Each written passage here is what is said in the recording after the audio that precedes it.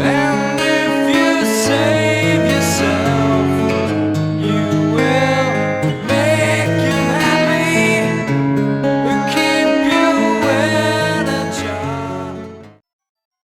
Okay, guys, it's me, Nicholas Cooney, and for years, I've wanted to do creepypasta stuff, and I can't tell you how many times I've tried to do this pasta right here.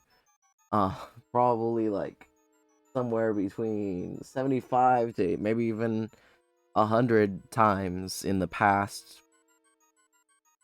God, I can't even say 5 years because I've been trying to do this one even before I stopped living with my family.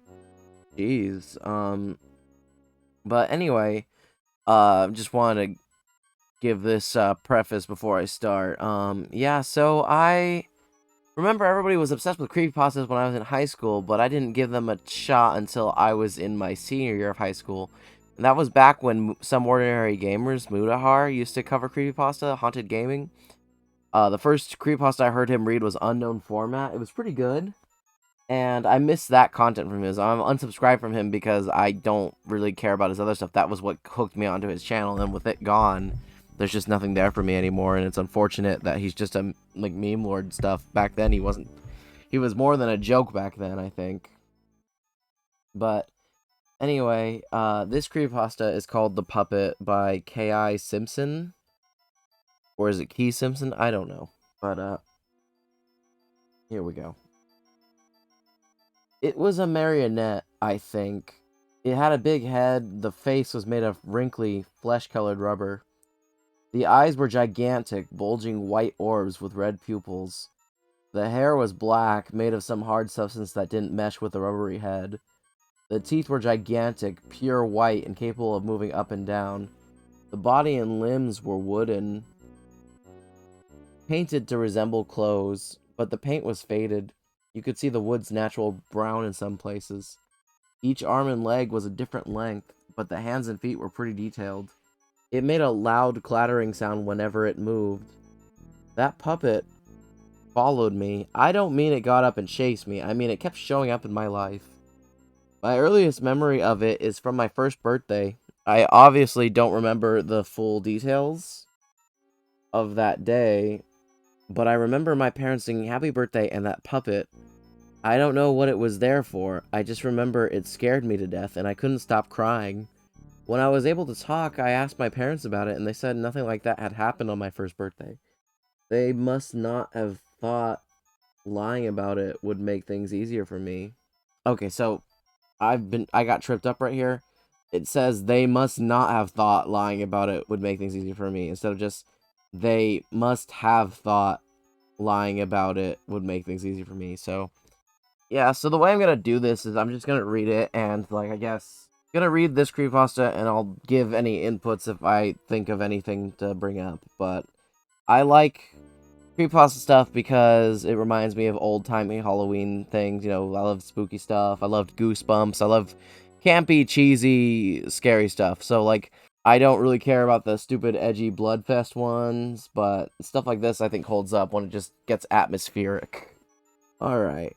The next time I saw it, I was around 3. I was exploring a room filled with old stuff my parents had stored away, and I found a calendar, but I don't remember the year.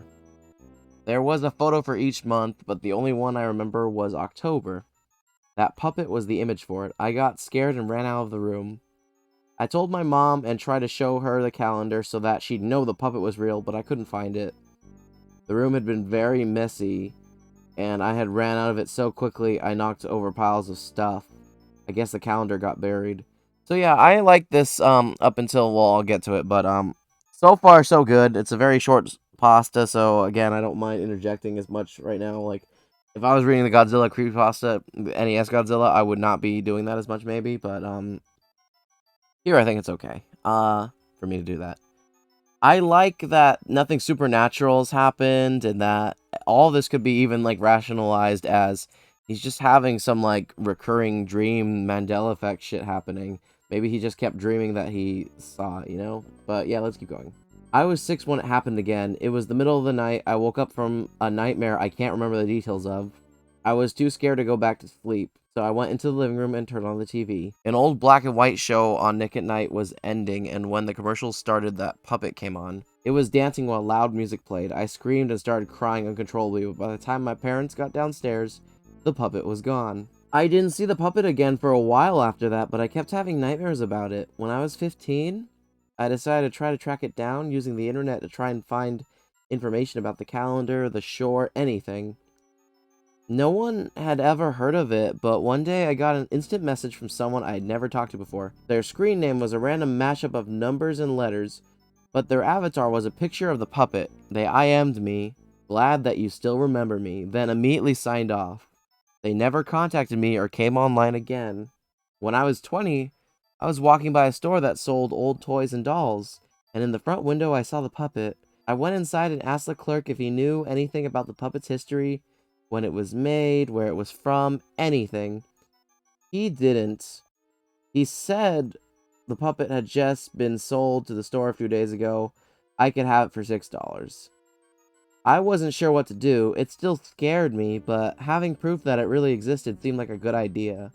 I bought the puppet and took it home. For a while, I felt better. I viewed the puppet as a childhood fear I'd overcome as an adult and even started to believe the explanations my parents had given me for the past appearances of it. I saw it somewhere else as a baby, imagined the calendar, dreamed the TV short, and someone online who had... Oh, wow, yeah, this is another fuck up. I'm guessing, was this translated from something else to English? Or they just...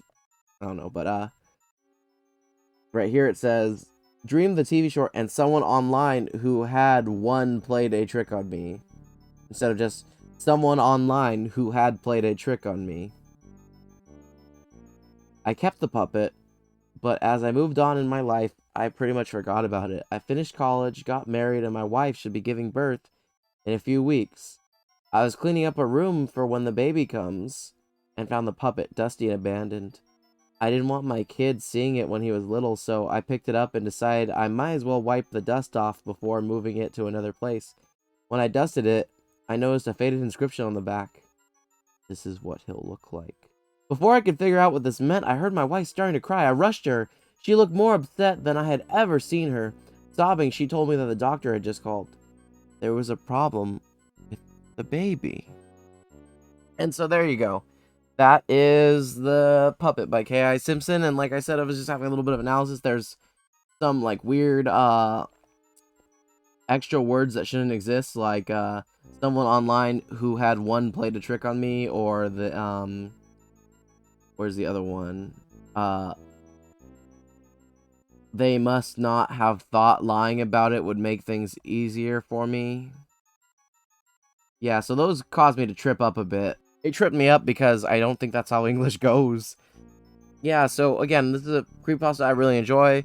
The first time I heard a YouTuber read it was Mr. Nightmare, who, as you know, also, like Mutahar, no longer does creepypasta stuff like this. He still does horror things, but it's just not the same. His creepypasta stuff was great, and luckily people have re-uploaded them, especially, Girl in the Photograph is funny because of his accent. I'll elaborate on that if I ever get to that, but yeah, I think this is something I'd like to do on Fridays, some sort of creepypasta Friday. I think somebody before tried to actually had done some sort of pasta Friday, but I think I'm better because like I'm actually not ashamed of admitting that I'm part white. I'm being a fucker, but anyway, if you want to see more creepypastas on Friday, I guess say in the comments ooga booga or something. I don't know. Alright, anyway, I'm gonna put the spoopy music over this or something. Alright, take care, have a good night. That's what Jeff the Killer says, right? That's his thing. Alright, bye.